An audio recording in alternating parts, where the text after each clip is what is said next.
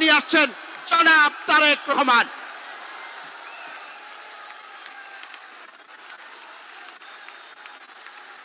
ধন্যবাদ রাজীব।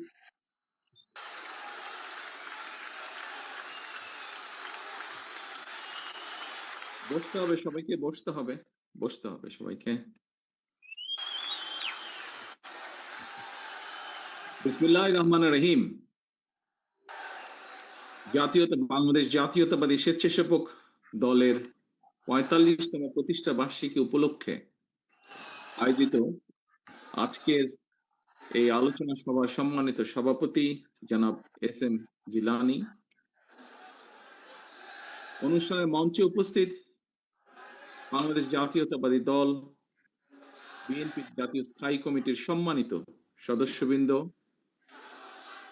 উপস্থিত বিএনপির কেন্দ্রীয় এবং অঙ্গ ও সহযোগী সংগঠনের বিভিন্ন পর্যায়ের নেতৃবৃন্দ, উপস্থিত গণ অভ্যুত্থানের শহীদ পরিবারের সম্মানিত সদস্যগণ এবং সমাবেশে অংশগ্রহণকারী স্বেচ্ছাসেবক দলের প্রিয় সহকর্মীবৃন্দ, আসসালামু আলাইকুম।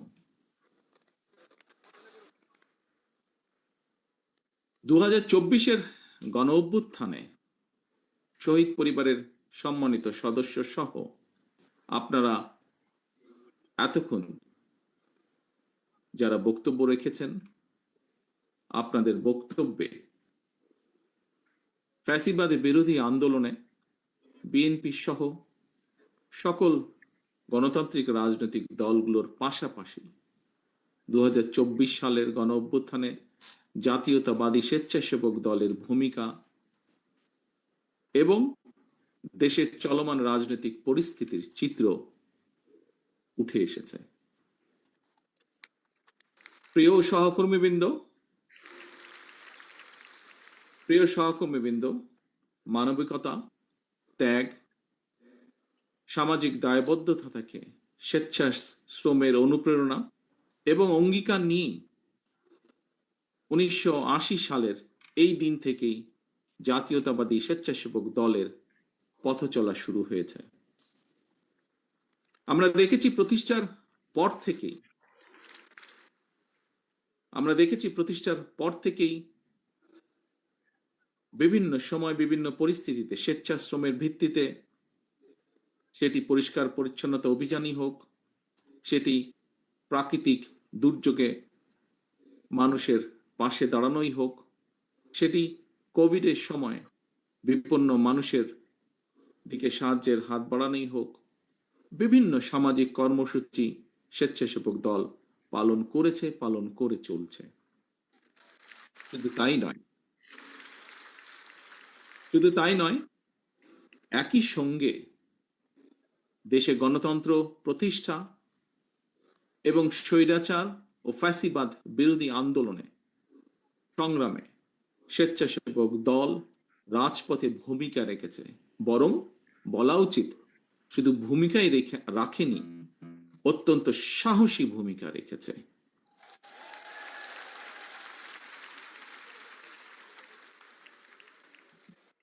শুধুমাত্র 2024-এর গণ অভ্যুত্থানে স্বেচ্ছাসেবক দলের 24 জন সহকর্মীকে আমরা হারিয়েছি। 24 জন সহকর্মী শহীদ হয়েছেন, আহত হয়েছেন আরো বহু। প্রিয় সহকর্মীবৃন্দ, 1.5 দশকের ফ্যাসিবাদ বিরোধী আন্দোলন চলাকালীন সময়ে আমরা স্বেচ্ছাসেবক দলের সভাপতি, সাহসী নেতা মরহুম শফিউল বারী বাবু সহ অনেক সহকর্মীকে আমরা হারিয়েছি। অনেক সহকর্মী বিভিন্নভাবে শারীরিকভাবে ক্ষতিগ্রস্তের শিকার হয়েছেন। আমি আল্লাহর দরবারে শহীদদের আত্মার মাগফিরাত কামনা করছি। যারা বিভিন্নভাবে শারীরিকভাবে ক্ষতিগ্রস্ত হয়েছেন, অসুস্থ হয়েছেন, তাদের সুস্থতা কামনা করছি। প্রিয় উপস্থিতি, সম্মানিত নেতৃবৃন্দ, প্রিয় সহকর্মীবৃন্দ, আমার বিশ্বাস এবং দায়িত্বের জায়গা থেকে আমি প্রায় বলে থাকি একটি কথা, বিভিন্ন বক্তব্যে আমি সেই কথাটি তুলে ধরার চেষ্টা করেছি। 1971 সালে বাংলাদেশের 71 সাল ছিল বাংলাদেশের স্বাধীনতা অর্জনের যুদ্ধ। 2024 সাল 1971 সালে সেই স্বাধীনতা যাতে আমরা অর্জন করেছি, সেই স্বাধীনতা রক্ষার যুদ্ধ ছিল 2024 সাল। এর বাইরেও আমরা বলতে পারি দেশের 54 বছরের ফ্যাসিবাদ স্বৈরাচারের বিরুদ্ধে প্রতিটি গণতান্ত্রিক আন্দোলন সংগ্রামে যারা শহীদ হয়েছেন গত 54 বছরে, তাদের এই আত্মত্যাগের প্রতিদান সম্ভব নয়, প্রতিদান দেওয়া সম্ভব নয়। এই সকল বীর শহীদদের কাছে আমরা যারা বেঁচে রয়েছি সহ সমগ্র বাংলাদেশ ঋণী। হাজারো শহীদদের আত্মত্যাগের বিনিময়ে ইতিহাসের নৃশংসতম এক ফ্যাসিস্টের পতন এবং পলায়নের পর এখন ফ্যাসিবাদ বিরোধী গণতান্ত্রিক শক্তির নিজেদের মধ্যে নিত্য নতুন ইস্যু নিয়ে অহেতুক বিতর্কে লিপ্ত হওয়া শহীদদের আত্মত্যাগের প্রতি অবমাননার সামিল বলে একজন রাজনৈতিক কর্মী হিসাবে আমি মনে করি। বরং সকল শহীদদের কাঙ্ক্ষিত ইনসাফ ভিত্তিক একটি গণতান্ত্রিক বাংলাদেশ প্রতিষ্ঠার মাধ্যমে সেই শহীদদের রক্তের ঋণ এবং যারা বিভিন্নভাবে শারীরিকভাবে ক্ষতিগ্রস্ত হয়েছেন তাদের সেই আত্মত্যাগের ঋণ পরিশোধ করার এখন সময়ের দাবি বলে আমি বিশ্বাস করি। স্বেচ্ছাসেবক দলের প্রিয় ভাই ও বোনেরা, দূর গ্রামের যেই ছেলেটি কিংবা যে মেয়েটি যার হয়তো এখনো রাজধানীতেও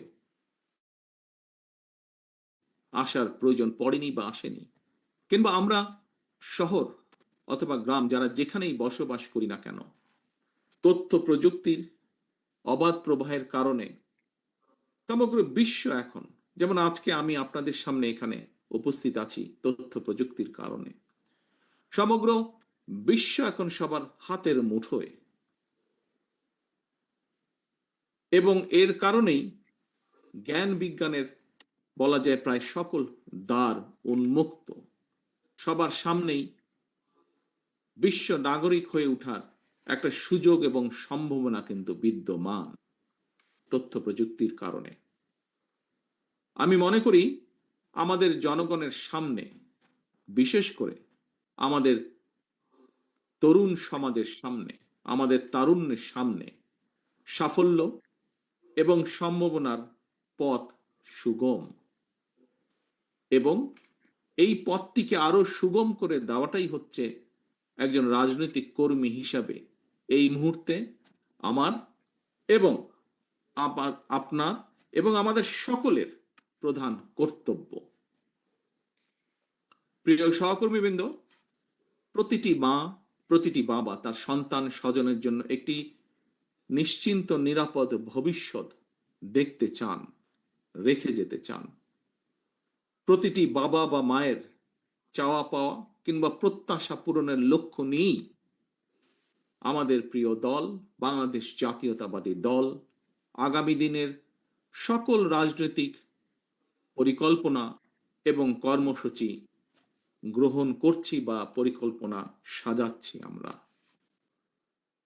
কারণ বিএনপি মনে করে বর্তমান এবং ভবিষ্যৎ প্রজন্মের সামনে একটি নিরাপদ ভবিষ্যৎ নিশ্চিত করতে চাইলে অবশ্যই আমাদেরকে প্রচলিত ধারার রাজনীতি থেকে বেরিয়ে আসতে হবে। এখানে একজন বক্তা উল্লেখ করেছেন প্রতিশোধ, প্রতিহিংসা। ইয়েস, প্রতিরোধ, প্রতিহিংসা কিংবা কথামালার রাজনীতির পরিবর্তে বাস্তবধর্মী পরিকল্পনা গ্রহণ এবং বাস্তবায়নের মাধ্যমে প্রচলিত রাজনীতির ধারার গুণগত পরিবর্তন ঘটাতে হবে। প্রিয় সহকর্মীবৃন্দ, বর্তমানে সমগ্র বিশ্ব আর্টিফিশিয়াল ইন্টেলিজেন্সের যুগে প্রবেশ করছে। সময়ের চ্যালেঞ্জ মোকাবেলায় কিন্তু আমাদের পিছিয়ে থাকার কোনো রকম সুযোগ নেই। এই সময়ের চাহিদার দিকে লক্ষ্য রেখে বিএনপি ইতিমধ্যেই বিভিন্ন সেক্টরকে চিহ্নিত করে সুনির্দিষ্ট এবং সুচিন্তিত পরিকল্পনা বা পলিসি নির্ধারণ করছে। শিক্ষার্থীরা স্কুল, কলেজ কিংবা বিশ্ববিদ্যালয়ে পড়াশোনা শেষ করার পর অথবা একাডেমিক শিক্ষার যে কোনো পর্যায়ে বিভিন্ন কারণে, পারিবারিক বা সামাজিক বিভিন্ন কারণে, আমাদের দেশে যেটা অনেক ক্ষেত্রেই হয়ে থাকে, কোনো কারণে ড্রপ আউট হলে একজন শিক্ষার্থীকে আর যাতে বেকার জীবন কাটাতে না হয় অথবা বেকারের অভিশাপের মধ্যে বেশি দিন কাটাতে না হয়, সেই পরিকল্পনাকে সামনে রেখেই শিক্ষা কারিকুলামে স্কুল পর্যায় থেকে বিশ্ববিদ্যালয় পর্যায় পর্যন্ত অন্তত একাডেমিক স্টাডির পাশাপাশি ব্যবহারিক এবং কারিগরি শিক্ষা অন্তর্ভুক্ত করার পরিকল্পনা বা সিদ্ধান্ত গ্রহণ করেছে বিএনপির পরিকল্পনার মধ্যে।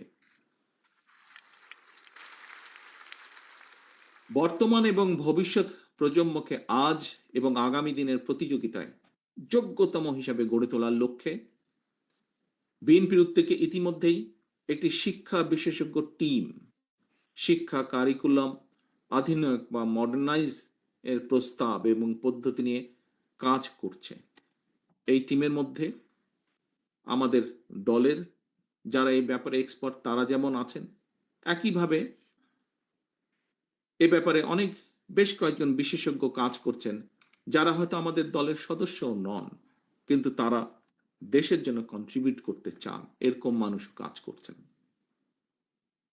স্বেচ্ছাসেবক দলের প্রিয় ভাই ও বোনেরা, ধর্মীয় সামাজিক মূল্যবোধ, মানবিক মূল্যবোধ সম্পন্ন ভবিষ্যৎ প্রজন্ম গড়ে তোলার পাশাপাশি বর্তমান প্রজন্মের স্বাচ্ছন্দ্যময় জীবন নিশ্চিত করার জন্য বিএনপি নির্দিষ্ট কর্ম পরিকল্পনা এবং নীতি আমরা গ্রহণ করার চেষ্টা করছি বিএনপির মাধ্যমে বা আমাদের টিমগুলোর মাধ্যমে।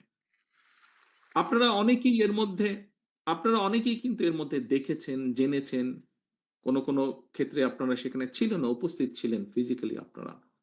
সেটি হচ্ছে দেশের প্রায় অনেকগুলো জেলাতে, বিভাগ পর্যায়ে হোক, জেলা পর্যায়ে হোক, তারপরে তারুণ্যের সমাবেশ হোক, জাতীয়তাবাদী ছাত্র দলের কয়েকদিন আগে যেই সমাবেশ ছিল সেখানে হোক, যুব দলের বেশ কিছু সমাবেশে আমি দেশের বর্তমান ভবিষ্যৎ প্রজন্মের জন্য একটি কল্যাণ রাষ্ট্র বিনির্মাণের লক্ষ্যে বিএনপির নেওয়া অনেকগুলো কর্ম পরিকল্পনা আমি তুলে ধরেছি এবং বিভিন্ন জায়গায় আমাদের যে টিম যারা 31 দফা সহ বিভিন্ন কিছু ক্ষেত্রে নজরুল ভাই ওনার বক্তব্যে তুলে ধরেছেন, এই টিমগুলো বিভিন্নভাবে বক্তব্য তুলে ধরেছেন বা তুলে ধরেছে বিভিন্ন এই অনুষ্ঠানগুলোতে। আমরা বলেছি বিএনপির আগামী দিনের নীতি বা রাজনীতি হবে জনগণের জীবন মান উন্নয়নের রাজনীতি। সেটি দেশের ভেতরে হোক, বিদেশে হোক, যাতে কর্মসংস্থান সৃষ্টি করা যায়। এবং শুধু কর্মসংস্থান সৃষ্টি নয়, আমাদের আরেকটি মূল লক্ষ্য বা টার্গেট থাকবে নিরাপদ কর্ম পরিবেশ সৃষ্টি করা। এটিই হবে আমাদের রাজনীতি। বিএনপির নেওয়া সকল পরিকল্পনা বাস্তবায়নের ক্ষেত্রে খুব সম্ভব নজরুল ভাই তার বক্তব্যে এই কথাটি বলেছেন, ওনার সাথে একই সাথে সুর করে আমিও বলতে চাই, জাতীয়তাবাদী স্বেচ্ছাসেবক দলের নেতাকর্মীদের ভূমিকা আগামী দিনে বাংলাদেশে আরো গুরুত্বপূর্ণ হয়ে উঠবে। এই পরিকল্পনাগুলোকে আমরা আল্লাহর রহমতে সরকার গঠন করলে এই পরিকল্পনাগুলোকে বাস্তবায়ন করার ক্ষেত্রে, কারণ বিশ্বের সার্বিক অগ্রগতির সঙ্গে মানুষের অধিকার এবং চাহিদার একটা কিন্তু ব্যাপ্তি ঘটেছে, চেঞ্জ ঘটেছে। আগে আমরা বলতাম অন্ন, বস্ত্র, বাসস্থান, শিক্ষা বা চিকিৎসা। এখন আর শুধু অন্ন, বস্ত্র, বাসস্থান, শিক্ষা কিংবা চিকিৎসা এই কয়টি শুধু মানুষের মৌলিক অধিকার নয়, বরং এর সাথে অর্থনৈতিক সচ্ছলতা এই নিশ্চিতের পাশাপাশি বাক স্বাধীনতা বলেন, নিরাপত্তা বলেন, জলবায়ু বলেন, পরিবেশ বলেন, এসব বিষয়গুলোকেও কিন্তু বর্তমান বিশ্বে মানুষের মৌলিক চাহিদার অংশ হিসেবে স্বীকৃতি দেওয়া হয় বা গ্রহণ করা হয়। এবং এই কারণেই বিএনপির গৃহীত কর্মসূচিগুলোর মধ্যে জলবায়ুর নেতিবাচক যে প্রভাব সেটাকে কিভাবে মোকাবেলা করা যায় এবং মোকাবেলার মাধ্যমে পরিবেশ সংরক্ষণের জন্য সুনির্দিষ্ট পরিকল্পনা আমরা গ্রহণ করছি। আমাদের টিম এই পরিকল্পনাগুলো তৈরি করছে, এই বিষয়ে যারা কাজ করছেন এই সেক্টরে। এ প্রসঙ্গে আমি কথা প্রসঙ্গে এখানে একজন বক্তা বলে গিয়েছেন, খুব সম্ভব বোধহয় আমাদের গাজীপুরে মিলন সাহেব বলেছেন ওনার বক্তব্যে, কৃষি এবং পরিবেশের উন্নয়নে আমাদের দলের প্রতিষ্ঠাতা, স্বাধীনতার ঘোষক, বাংলাদেশের প্রথম রাষ্ট্রপতি শহীদ জিয়া দেশে সবুজ বিপ্লব শুরু করেছিলেন। তিনি সারা দেশে খাল খনন কর্মসূচি করেছিলেন এবং সেই সময় রাস্তার দুই পাশে, খালের দুই পাশে হাজার হাজার গাছ লাগানো শুরু হয়েছিল। শুধু তাই নয়, দেশনেত্রী খালেদা জিয়ার সরকারের সময়ও কিন্তু আমরা দেখেছি সেই সময় উপজেলা পর্যায়ে কিভাবে বৃক্ষ মেলা হয়েছিল এবং আমরা দেখেছি গ্রামের মানুষ কিভাবে সেই বৃক্ষ মেলা থেকে গাছের চারাগুলো কিনে নিয়ে যেতেন, কিনতেন এবং তাদের বাড়ির আঙিনা হোক, বিভিন্ন জায়গায় হোক, বৃক্ষ রোপণ করতেন, এই বৃক্ষ চারাগুলো রোপণ করতেন। এই সব কর্মসূচি, হাজার হাজার যে গাছ লাগানো হয়েছিল, এই সব কর্মসূচিতে সেই সময় অনেক নাগরিক স্বেচ্ছাশ্রমের ভিত্তিতে অংশগ্রহণ করেছিলেন। প্রিয় সহকর্মীবৃন্দ, এই একই ধারাবাহিকতায় পরিবেশের উন্নয়নের লক্ষ্যে বিএনপি ইনশাল্লাহ আগামী দিনে জনগণের রায় আল্লাহর রহমতে সরকার গঠন করতে সক্ষম হলে আগামী 5 বছর সারা দেশে কমপক্ষে আমরা 25 কোটি গাছ লাগানোর পরিকল্পনা গ্রহণ করেছি। শুধু তাই নয়, দেশকে বন্যা বলেন, খরা বলেন, এসবের থেকে রক্ষার পাশাপাশি কৃষকদের সেচ সুবিধার জন্য, মানুষের পানির সুবিধার জন্য, পানির সুবিধা নিশ্চিত করার জন্য আমরা ইনশাল্লাহ পুনরায় খাল খনন কর্মসূচি, খাল কাটা বা খাল খনন বলুন, এই কর্মসূচি আমরা চালু করব, সিদ্ধান্ত নিয়েছি আমরা। এর কাজ এরই মধ্যে পরিকল্পনাগুলো গ্রহণ করা হচ্ছে। প্রিয় সহকর্মীবৃন্দ, বিএনপির নেওয়া এই সকল কর্মসূচি বাস্তবায়ন, বিশেষ করে পরিবেশ সংরক্ষণের ক্ষেত্রে আমি মনে করি স্বেচ্ছাসেবক দল সারা দেশে স্বেচ্ছাশ্রমের মাধ্যমে ব্যাপক ভূমিকা রাখতে সক্ষম। আজকে আপনাদের প্রতিষ্ঠা বার্ষিকী উপলক্ষে যেমন আপনারা কর্মসূচি গ্রহণ করেছেন, উপজেলা পর্যায়ে যে হাসপাতালগুলোকে পরিষ্কার পরিচ্ছন্ন করার যে কর্মসূচি যে আপনারা গ্রহণ করছেন, এইভাবে ঠিক আমাদের এই কর্মসূচিগুলো ইনশাল্লাহ যখন আমরা কাজে হাত দিব, বাস্তবায়ন করব, সেই সময় স্বেচ্ছাসেবক দলের আমার প্রিয় সহকর্মীরা সারা দেশে যে ছড়িয়ে ছিটিয়ে আছেন, আপনারা বিপুল ভূমিকা এখানে রাখতে পারেন।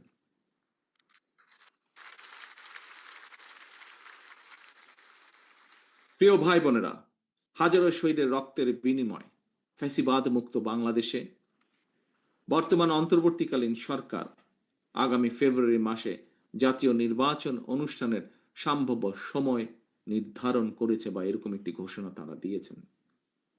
এই নির্বাচনের মাধ্যমে দেশের জনগণ দীর্ঘ 1.5 দশকেরও প্রায় বেশি সময় পর আমরা বিশ্বাস করি, আমরা প্রত্যাশা রাখি, আশা করি আমরা নির্ভয়ে নিরাপদে নিজেদের ভোট দিয়ে নিজেদের পছন্দের প্রার্থীকে, নিজেদের পছন্দের এজেন্ডাকে বাস্তবায়ন করে জনপ্রতিনিধিদের মাধ্যমে বাস্তবায়ন করার, নিজেদের ম্যানিফেস্টোকে বাস্তবায়ন করার সুযোগ পাবেন দেশের জনগণ। তবে নির্ধারিত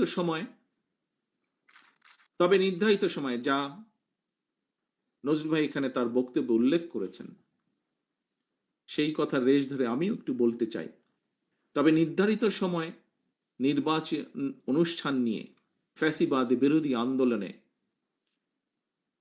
আমাদের রাজপথের সহকর্মী যোদ্ধা, কোন কোন রাজনৈতিক দলের বা তাদের সদস্যদের বক্তব্যে মন্তব্যে গণতান্ত্রিকামী জনগণের মনে নানা জিজ্ঞাসার জন্ম দিয়েছে। আমি গণতন্ত্রের পক্ষে আজকে স্বেচ্ছাসেবক দলের প্রতিষ্ঠা বার্ষিকের এই অনুষ্ঠান থেকে আমি গণতন্ত্রের পক্ষের শক্তির সকল রাজনৈতিক দলগুলোর তাদের নেতৃবৃন্দদের দৃষ্টি আকর্ষণ করে বলতে চাই, গণতান্ত্রিকামী রাজনৈতিক দলগুলোর মধ্যে যদি দূরত্ব তৈরি হয় বা দূরত্ব তৈরি হলে রাষ্ট্র এবং রাজনীতিতে পতিত, পরাজিত, পলাতক ফ্যাসিস্ট চক্রের পুনর্বাসনের পথ সহজ হয়ে উঠবে, তাদের সুযোগ তৈরি হবে। এই ব্যাপারে আমি গণতান্ত্রিক সারা দেশে গণতন্ত্র প্রিয় গণতান্ত্রিক আমি জনগণের প্রতি সজাগ এবং সতর্ক থাকার বিনীত আহ্বান জানাই। আমি বারবার একটি বিষয়ের দিকে সবার দৃষ্টি আকর্ষণ করেছি। সংবিধান কিংবা লিখিত বিধিবিধান দিয়ে কখনোই ফ্যাসিবাদ ঠেকানো যায় না। রাষ্ট্র এবং রাজনীতিতে যদি ফ্যাসিবাদ ঠেকাতে হয় তাহলে অবশ্যই জনগণকে রাজনৈতিকভাবে শক্তিশালী করার কোনোই বিকল্প নেই। সরাসরি ভোট দিয়ে জনপ্রতিনিধি নির্বাচনের অধিকার প্রয়োগের যে চর্চা, এই চর্চার মধ্যে দিয়ে রাষ্ট্র এবং রাজনীতিতে জনগণ শক্তিশালী হয়ে উঠে। জনগণ শক্তিশালী না হলে রাষ্ট্র এবং সরকার অর্থাৎ জনগণ রাজনৈতিকভাবে যদি শক্তিশালী না হতে পারে, রাজনৈতিকভাবে যদি জনগণকে শক্তিশালী করা না যায়, তাহলে রাষ্ট্র এবং সরকার শক্তিশালী হয়ে উঠতে পারে না। গণতান্ত্রিক ব্যবস্থাপনায় রাষ্ট্র এবং রাজনীতিতে জনগণকে শক্তিশালী করা কিংবা প্রতিটি নাগরিকের রাজনৈতিক অধিকার প্রতিষ্ঠার ক্ষেত্রে নির্বাচনই হচ্ছে জনগণের সরাসরি ভোটের যে নির্বাচনী ব্যবস্থা, সে নির্বাচনই হচ্ছে অন্যতম প্রধান মাধ্যম।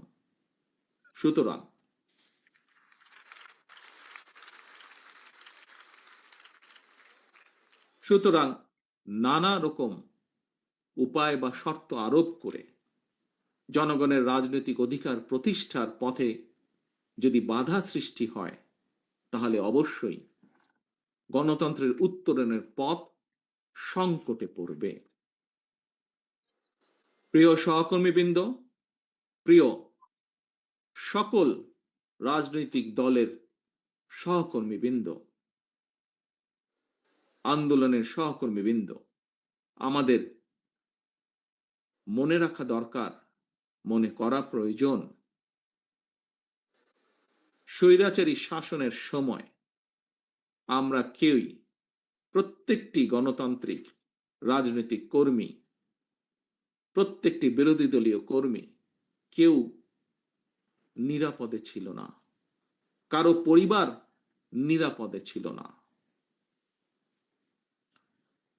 যদি গণতন্ত্র উত্তরণের পথ সংকটে পড়ে, রাষ্ট্র এবং রাজনীতিতে জনগণ নিজেদের অধিকার করতে না পারে, তাহলে সামগ্রিকভাবে সকলকে, সমগ্র রাষ্ট্র দেশকে সমস্যায় পড়তে হবে।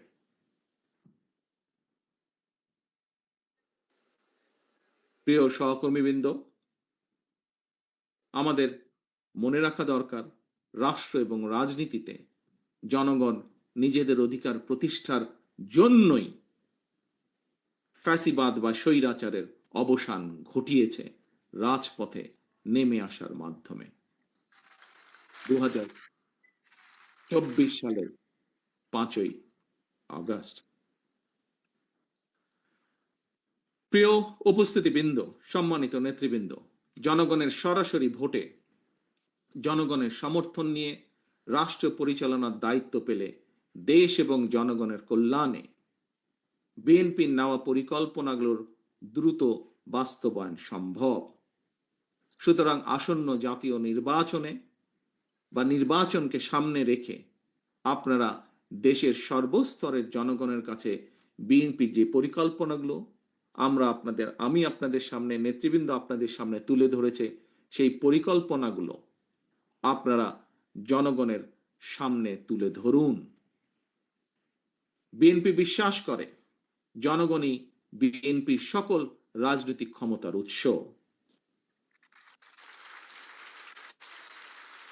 প্রিয় ভাই বোনেরা, প্রিয় সহকর্মীবৃন্দ, প্রিয় নেতৃবৃন্দ, সমগ্র দেশে ছড়িয়ে ছিটিয়ে থাকা সমগ্র দেশে শহীদ জিয়া এবং দেশনেত্রী খালেদা জিয়ার সৈনিকগণ, আসুন আমরা সকলে জনগণের সামনে দাঁড়াই। জনগণকে সাথে নিয়ে আমরা জনগণকে বলি, ভোট দিলে ধানের শীষে, দেশ গড়ব মিলেমিশে।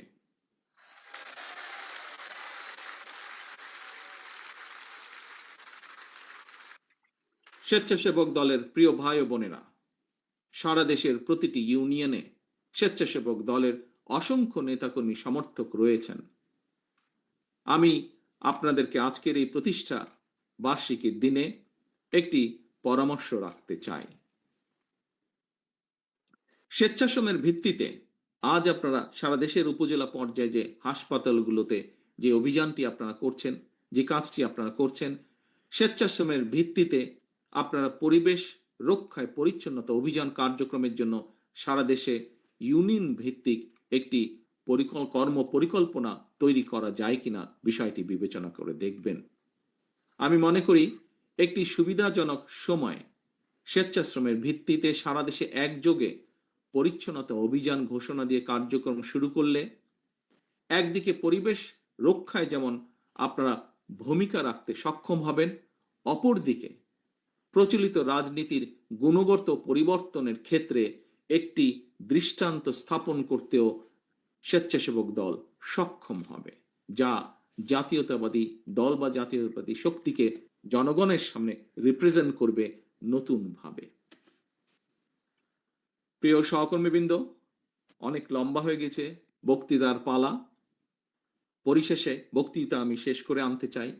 আমি বক্তব্যের শেষে আপনাদেরকে আমি আপনাদের প্রতি আহ্বান রেখে বলবো, ফ্যাসিবাদ বিরোধী আন্দোলন করতে গিয়ে আমাদের লাখো নেতাকর্মীকে বছরের পর বছর ঘরবাড়ি ছাড়া থাকতে হয়েছে। আমাদের হাজারো নেতাকর্মীকে গুম খুন অপহরণের শিকার হতে হয়েছে।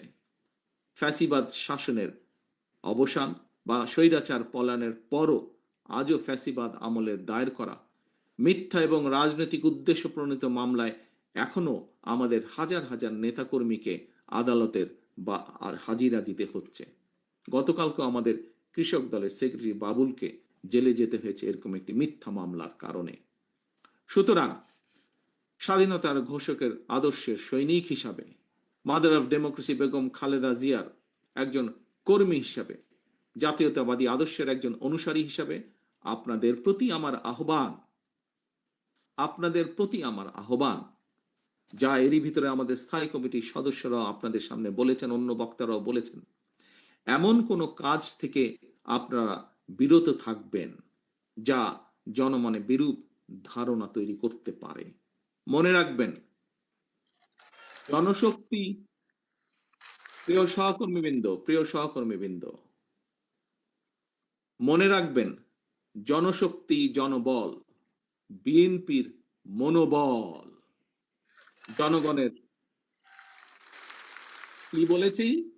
জনশক্তি জনবল, বিএনপির মনোবল। জনগণের ভালোবাসায় থাকুন, জনগণকে ভালোবাসায় রাখুন। পরিশেষে প্রতিষ্ঠাবার্ষিকী উপলক্ষে জাতীয়তাবাদী স্বেচ্ছাসেবক দলের নেওয়া সকল কর্মসূচির সাফল্য কামনা করছি। একই সাথে গণতন্ত্র প্রতিষ্ঠার আন্দোলনে স্বেচ্ছাসেবক দলের সহ জাতীয়তাবাদী শক্তির যত নেতাকর্মী শহীদ হয়েছেন, যত নেতাকর্মী বিভিন্নভাবে ক্ষতিগ্রস্ত হয়েছেন, একই সাথে সকল বিরোধী রাজনৈতিক দল যারা স্বৈরাচার বিরোধী আন্দোলনে রাজপথে ছিলেন, তাদের যে সকল সদস্য শহীদ হয়েছেন, ক্ষতিগ্রস্ত হয়েছেন, তাদের সকলের শহীদদের আত্মার মাগফিরাত কামনা করে, যারা অসুস্থ হয়েছেন তাদের দ্রুত সুস্থতা কামনা করে, সারা দেশে স্বেচ্ছাসেবক দলের সর্বস্তরের নেতাকর্মীদেরকে ধন্যবাদ জানিয়ে এবং একই সাথে আজকের এই সুন্দর অনুষ্ঠানটি সফল করার জন্য যে সকল ব্যক্তি কাজ করেছেন, যে সকল ব্যক্তি অবদান রেখেছেন, তাদের সকলকে আন্তরিকভাবে ধন্যবাদ জানিয়ে আমার বক্তব্য শেষ করছি। আল্লাহ হাফেজ। বাংলাদেশ জিন্দাবাদ। বাংলাদেশ জাতীয়তাবাদী দল জিন্দাবাদ। আসসালামু আলাইকুম। দৈনিক বাংলাদেশ মিডিয়া, সত্যের সন্ধানে সারাক্ষণ।